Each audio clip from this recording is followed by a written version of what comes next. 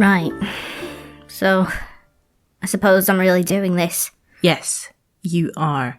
No more stalling. Just give me a second. I'm not sure where to start. The beginning is usually a good place to start in my experience. Ha ha, very funny. You know what I mean. Well, I suppose it started with Brom. Brom? Yes, Brom. He was an infuriating bastard. Knew exactly what to say to make my blood boil. Then when he'd got me good and livid, he'd just laugh at me. He was above me in the court hierarchy, so... Wait a second. Court? What kind of court? The fucking royal court. What other kind of court would I be talking about? Wow, I just didn't realise you were Fey nobility or whatever. Anyway, as I was saying, he was one of the higher-ups, so I just had to deal with his bullshit. I wasn't a born noble, you see, so I was a target from the start, and calling him out would have meant a whole world of trouble. But as you can probably guess, I did more than call him out. What did you do?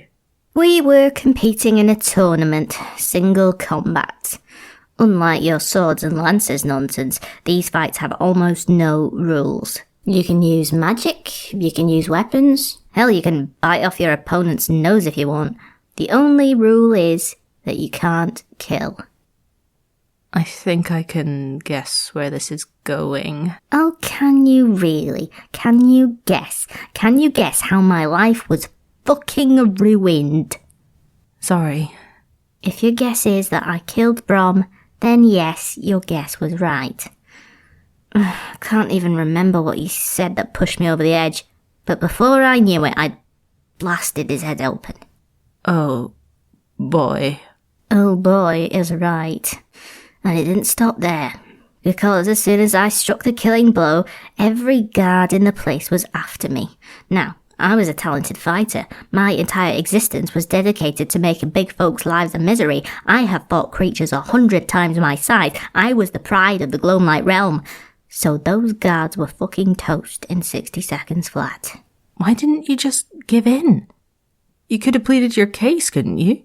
I wasn't about to get punished for something that wasn't my fault. It was a matter of pride. Hang on. You killed a guy, and you're saying it wasn't your fault? He provoked me. He was a dick to me for my entire life. He brought it on himself. Sure, I get that, but you didn't have to kill him. Last time I checked, the punishment for being a douchebag wasn't death. I didn't do anything wrong. I beg to differ. Do you want to argue with me, or do you want to hear the end of the story? Fine. Tell me what happened next. Well, because I was such a renowned fighter, and because my debating skills are second to none, I managed to avoid a death sentence. But there are a lot of Fae in the court who weren't happy about it. They still had to make an example of me. So, as you already know, they stripped me of my powers and sent me into exile. Okay, I'm not quite sure how to process all of this. What's so hard for you to understand? What I don't understand is why you don't feel the least bit responsible for all those people's deaths. It was his fault. He made me angry. He brought it on himself. You've said that already, and I'm not buying it. You don't get it. I've always been the best. I've always done the right thing. I've always had the court to back me up, and then suddenly they didn't. They left me out in the cold, just like that. You can't be the best and do the right thing all the time. It's impossible. Everyone makes mistakes. Just because you struggle with the simplest of tasks doesn't mean that I made a mistake. I'm a legendary warrior. You're a failure. Hang on. Are you making this about me? Yes, I am. You cower, and you snivel, and you complain, and you leave me to clean up your messes. You'll never be a mage. You'll never be anything. Now, hang on a minute. I may get scared, and I may mess up from time to time, but you wouldn't have the ritual if it wasn't for me. I stopped the toad sprite, I got us into the vaults, I got the ghost to help us, I stood up to the trove, I helped you find Copa, I came up with Halen and Chance's plan, I kept going even though you insulted me and belittled me every chance you could get. If you don't start treating me with some fucking respect, you can forget about the ritual. You wouldn't dare. Oh, yes, I would. In the past month, I've done things I would never have dreamed of doing, so I think saying no to you is a piece of piss in comparison. I am not the fuck-up you so clearly think I am. I don't know what to say. Don't say anything, then. I'm going out. Don't wait up.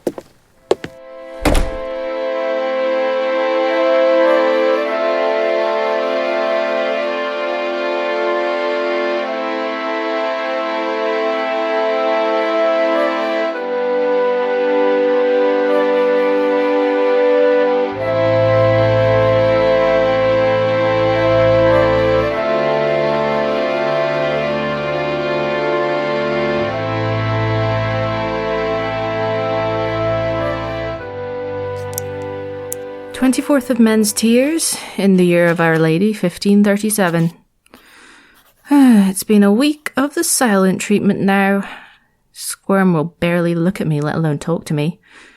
There have been a couple of times when it looks like she's about to say something, then she just turns away and stares out the window instead. I keep having moments of panic, worrying that I've made the wrong decision, but then I remember I'm not the one who killed a whole platoon of Fey guards. There must be some part of her that knows what she did was wrong, but maybe she can't admit that to herself. All the same, I still can't bring myself to kick her out. She'd be completely defenseless out there. It would be a death sentence.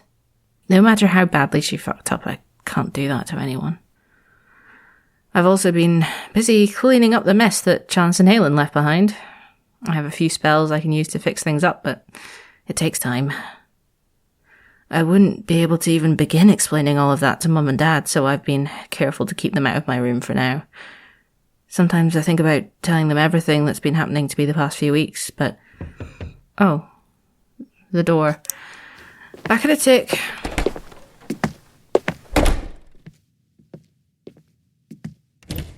Letter for you, miss. Oh, thank you. Have a good day. You too, miss. Take care.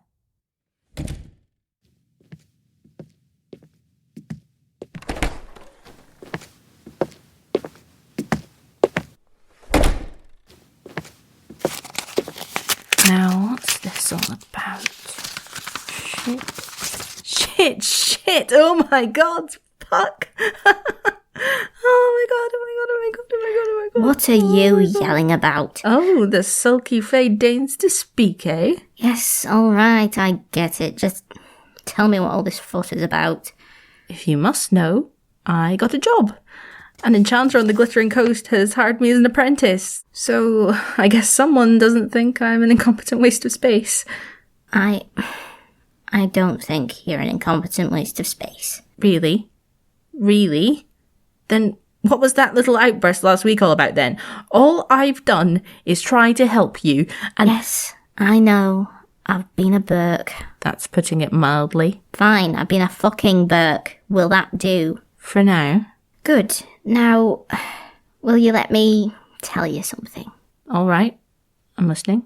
I've been thinking a lot about what I did, about what you said, and you were right. What? I said you were right. About what? About everything.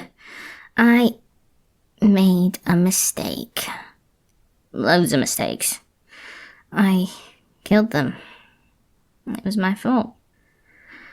I've been feeling guilty for so long, but I didn't want to admit it.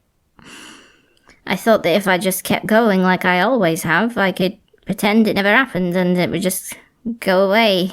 But it never does. I had no idea. Well, I haven't been the most forthcoming, I'll admit. And I know how much you've done for me. More than anyone else has ever done for me, if I'm being honest. Sure, people gave me compliments and fancy food and prizes, but everything you did, let's just say, I appreciate it. A lot. How do I know you actually mean it. You've been yelling at me from the day we met. I'm trying my fucking best here, Sylda. I'm not used to this soppy bullshit. Okay, that sounds more like the Squirm I know. I suppose... Thank you, Squirm. I know it doesn't make up for all the horrible shit I've done, but I'm trying. It makes me nauseous, but I'm trying. That's all I can ask of you, really. Yeah. So, I suppose we still have a big decision to make. Oh, of course.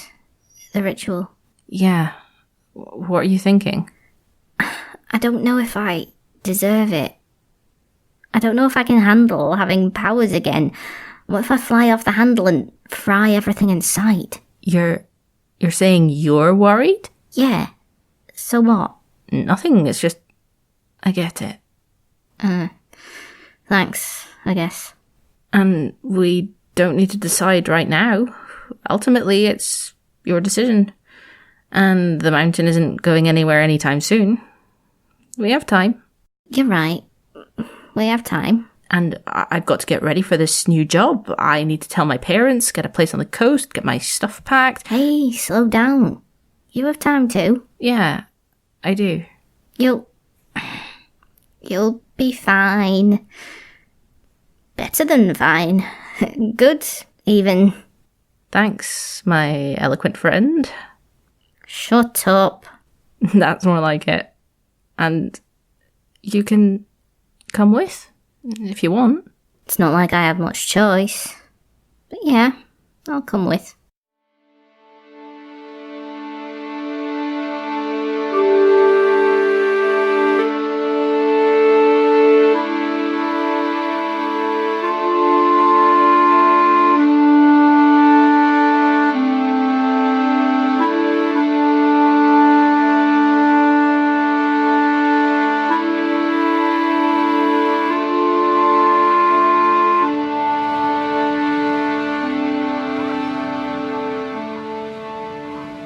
So, it's been a long time coming. Yeah, long time. You happy with your decision? As happy as I'll ever be. Fair enough. Maybe I waited too long.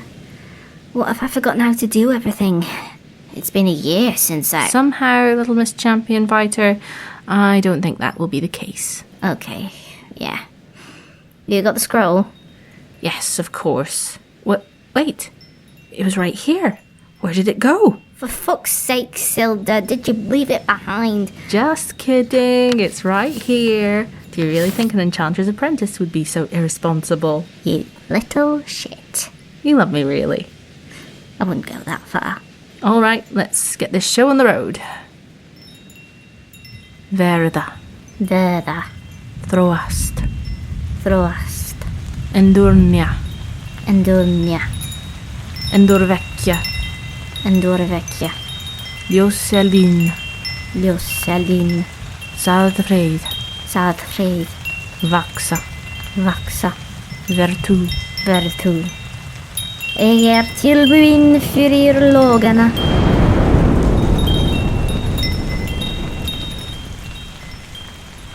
So, did it work?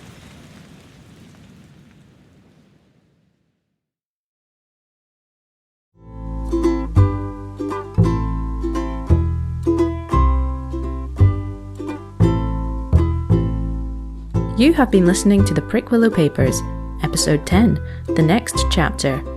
This show is a Snazzy Tapir production. It was written, produced and performed by Maddy Searle. If you'd like to support the Prickwillow Papers, follow the links in the show notes to find out more about our Patreon campaign, our Ko-fi page and our merch on TeePublic. Thank you so much for listening to this season of the Prickwillow Papers. We hope you join us again for new adventures in the future. Also, I have an exciting announcement. The Prickwillow Papers is going to PodTales. I'll be there along with loads of fantastic audio fiction podcasters, so if you're in Boston on the 20th of October, come on over and say hi. Hope to see you there.